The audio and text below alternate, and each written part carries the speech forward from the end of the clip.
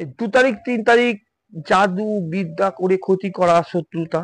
4 তারিখ 5 তারিখ 6 তারিখ খুব ভালো যাচ্ছে, পুজো শুরু হয়ে যাচ্ছে।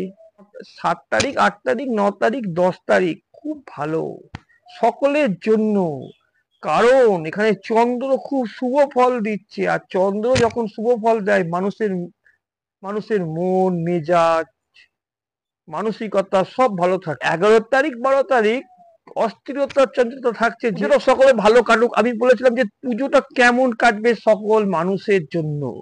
এবার আপনার কি রাশি কি লগ্ন কেমন যাচ্ছে না যাচ্ছে সেগুলো তো জানতে পারছি। সামগ্রিক ভাবে যে বিচার, সেই বিচারে এই দুর্গাপুজো সকলের ভালো কাটুক, সকলের মঙ্গল হোক, জাতি ধর্ম নির্বিশেষে আমরা মায়ের কাছে আশীর্বাদ নিই যে আমরা সকলে যেন একসঙ্গে থাকতে পারি, একসঙ্গে সকলে মিশতে পারি। ভালো কাটুক এই দুর্গাপুজো, লক্ষ্মী পুজো, কালী পুজো, সকলেই ভালো থাকুন।